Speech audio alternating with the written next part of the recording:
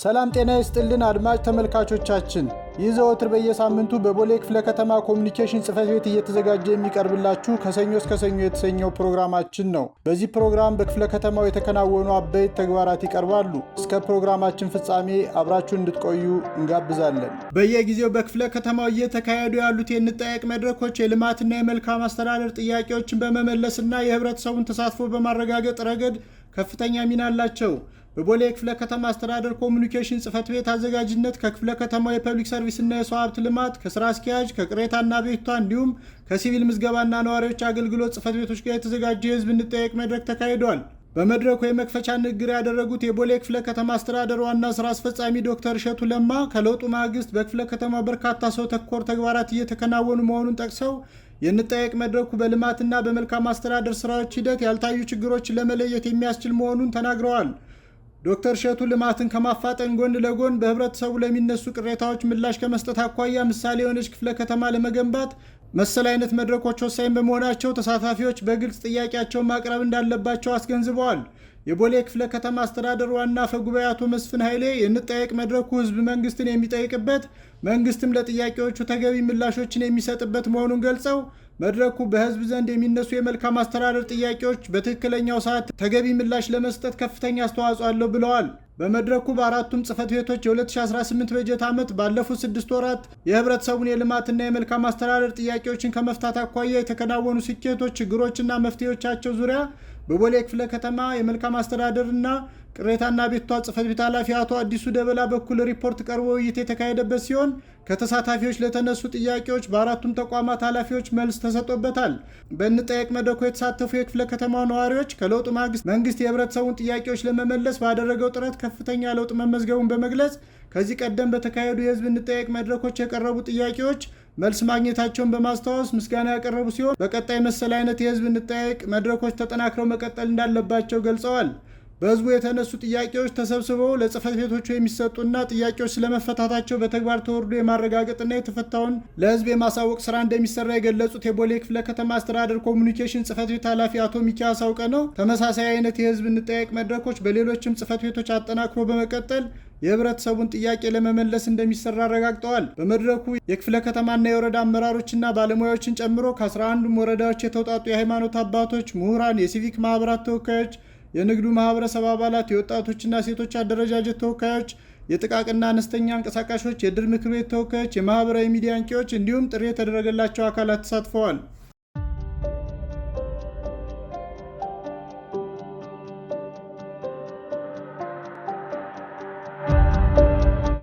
የልማት ስራዎችን በመንግስትና የህብረተሰቡ የጋራ ተሳትፎ በፍጥነትና በጥራት በማከናወን ሁለንተናዊ ብልጽግናን ለማረጋገጥ መስራት እንደሚገባ ተገለጸ።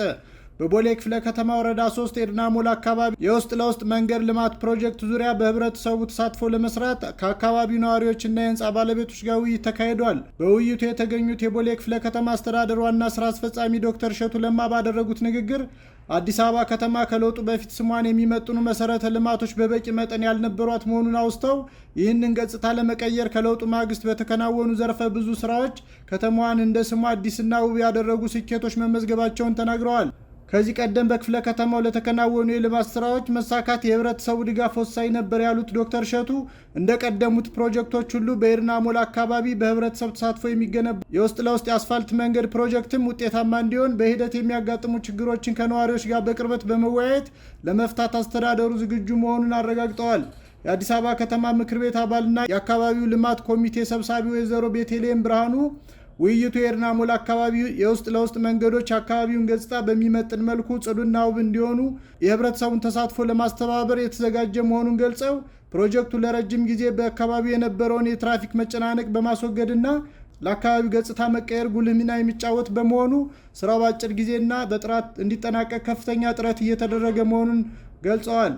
ማንኛውም የልማት ስራ ያለ ህዝብ ተሳትፎ ውጤታማ እንደማይሆን የገለጹት የቦሌ ክፍለ ከተማ አስተዳደር ምክትል ስራ አስፈጻሚና የስራና ክህሎት ጽሕፈት ቤት ኃላፊ ወይዘሮ ኢየሩሳሌም አሰፋ አካባቢው በክፍለ ከተማው ብሎም በአዲስ አበባ ከተማ ለኑሮና ለስራ ተመራጭ ከሆኑ ቦታዎች አንዱ በመሆኑ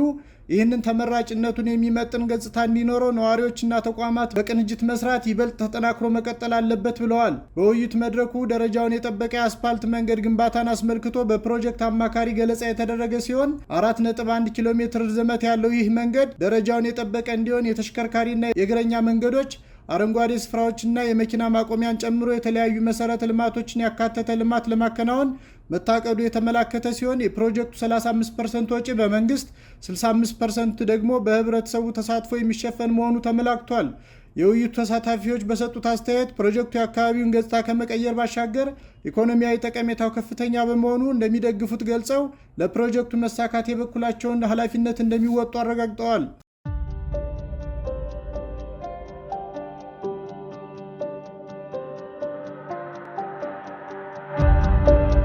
በጎ ፈቃደኝነት ለሰላም ለልማትና ለአብሮነት በሚል መሪ ቃል በቦሌ ክፍለ ከተማ የሚገኙ የሲቪክ በጎ ፈቃድ ማህበራት የተሳተፉበት ውይይት ተካሄደ። ውይይቱን የመሩት የቦሌ ክፍለ ከተማ ብልጽግና ፓርቲ ቅርንጫፍ ጽሕፈት ቤት ምክትልና የፖለቲካ ዘርፍ ኃላፊ አቶ ተስፋዬ ሰይፉ እንደተናገሩት በጎ ፈቃደኝነት ያለምንም ልዩነትና ጥቅም በመልካምነት የሚደረግ የመልካምነት ስራ መሆኑን አውስተው በኢትዮጵያ የበጎ ፈቃደኝነት ተግባር ረጅም ዘመን ያስቆጠረ እንደሆነ ተናግረዋል። ከለውጡ ማግስት በሀገራችን የበጎ ፈቃድ አገልግሎት በተደራጀ መንገድ ባለቤት ኑሮት በተቀናጀ አግባብ እየተካሄደና ተጨባጭ ውጤቶችም እያስመዘገበ ይገኛል ያሉት አቶ ተስፋዬ በቦሌ ክፍለ ከተማ የሚገኙ በጎ ፈቃደኞች ከአስተዳደሩ ጋር በቅንጅት በመስራት በሰላም፣ በልማት፣ በህዝብ ተጠቃሚነትና በሌሎችም መስኮች ያከናወኑትና እያከናወኑት ያለው እንቅስቃሴ በርካታ ወገኖችን ከችግር በመታደግና የተጀመረውን የብልጽግና ጉዞ በማፋጠን ሰፊ ድርሻ እንዳለው አመላክተዋል። በቀጣይ ከበጎ ፈቃድ ተግባራት ጎን ለጎን 7ኛው ሀገራዊ ምርጫ ሰላማዊ፣ ፍትሐዊና አሳታፊ እንዲሆን የሲቪክና በጎ ፈቃድ ማህበራት የበኩላቸውን ሚና በላቀ ተነሳሽነት እንዲጫወቱ ኃላፊው ጥሪ አቅርበዋል። በመድረኩ የውይይት መነሻ ሰነድ ያቀረቡት የቦሌ ክፍለ ከተማ አስተዳደር ህብረተሰብ ተሳትፎና በጎ ፈቃድ ማስተባበሪያ ጽሕፈት ቤት ኃላፊ አቶ ጌታቸው ካሳዬ በበኩላቸው ባለፉት በርካታ ዓመታት በሀገር አቀፍ ደረጃ የተበታተነ መልኩ የበጎ ፈቃድ ስራዎች ሲካሄዱ መቆየታቸውን አውስተው ባለፉት የለውጥ ዓመታት ግን ወጥ በሆነ አደረጃጀት የበጎ ፈቃድ ስራዎች በየደረጃው እየተከናወኑ እንደሚገኙና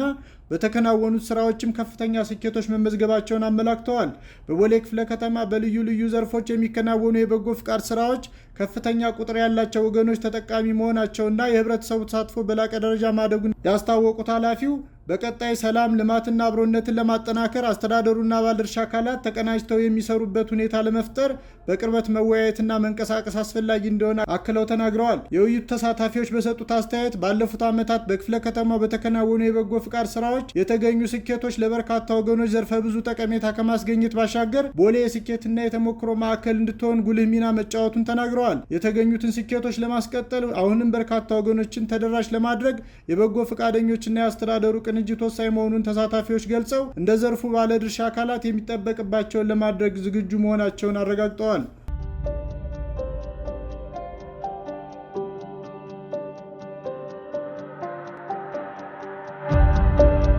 የአዲስ አበባ ከተማ አስተዳደር ዲዛይንና ግንባታ ስራዎች ቢሮ ከቦሌ ክፍለ ከተማ አስተዳደር ጋር በመተባበር በክፍለ ከተማው የአቅመ ደካማ ወገኖች የመኖሪያ ቤቶች መልሶ ግንባታ አስጀመረ። በወረዳ 4 የሚገኙ 18 የአቅመ ደካማ ወገኖች የመኖሪያ ቤቶች በአዲስ መልክ የመገንባት ስራ በተጀመረበት ስርዓት ላይ የአዲስ አበባ ከተማ አስተዳደር ዲዛይንና ግንባታ ስራዎች ቢሮ ኃላፊ ኢንጂነር አያልነሽ ሀብተማርያም ባደረጉት ንግግር የከተማ አስተዳደሩ ከሚያከናውናቸው ዘርፈ ብዙ ተግባራት መካከል ሰው ተኮር ስራዎች ተጠቃሽ መሆናቸውን አውስተው በዚህ እንቅስቃሴ በተለይ በመኖሪያ ቤት ችግር ውስጥ የነበሩ በርካታ የከተማ ነዋሪዎች ቤቶቻቸው እየታደሱና በአዲስ መልክ እየተገነቡ ተጠቃሚ መሆናቸውን ተናግረዋል። ቢሮ በእነዚህ ሰው ተኮር ተግባራት የበኩሉን ድርሻ እያበረከተ እንደሚገኝ የገለጹት ኃላፊዋ በዛሬው ዕለት በቦሌ ክፍለ ከተማ የምናስጀምረው የአቅመ ደካሞች የመኖሪያ ቤት መልሶ ግንባታ የዚህ ተግባራችን አንዱ አካል እንደመሆኑ ወገኖቻችንን በተገቢው ደረጃ ተጠቃሚ እንዲሆኑ የበኩላችን ድርሻ ለማበረከት በመቻላችን ደስተኞች ነን ብለዋል። የቦሌ ክፍለ ከተማ አስተዳደር ህብረተሰብ ተሳትፎና በጎ ፈቃድ ማስተባበሪያ ጽሕፈት ቤት ኃላፊ አቶ ጌታቸው ካሳዬ በበኩላቸው በክፍለ ከተማው በቤት ችግር ውስጥ የነበሩ በርካታ ነዋሪዎችን ተጠቃሚ ያደረጉ በርካታ ስራዎች በስኬት መጠናቀቃቸውን አውስተው በዚህ ተግባር ውስጥ አጋር አካላት የነበራቸው ሚና ከፍተኛ እንደነበር ተናግረዋል። የአዲስ አበባ ከተማ አስተዳደር ዲዛይንና ግንባታ ስራዎች ቢሮ ከመደበኛ ስራው ጎን ለጎን በሰው ተኮር ተግባራት በመሳተፍ እያደረገ ያለው ድጋፍ የሚደነቅ መሆኑን ያመለከቱት ኃላፊው በቦሌ ክፍለ ከተማ ወረዳ 4 የአቅመ ደካማ ወገኖቻችን መኖሪያ ቤቶች መልሶ ለመገንባት ላደረገው ቀና ተሳትፎ በክፍለ ከተማ አስተዳደሩ ስም ምስጋና አቅርበዋል። ቢሮው ለሰው ተኮር ተግባሩ መሳካት ላበረከተው አስተዋጽኦ ምስጋና ያቀረቡት የወረዳ 4 አስተዳደር ዋና ስራ አስፈጻሚ አቶ ወገኔ ተሻገር ለቤቶቹ ግንባታ መጠናቀቅ የወረዳው አስተዳደር የበኩሉን ድጋፍ እንደሚያደርግ አረጋግጠዋል።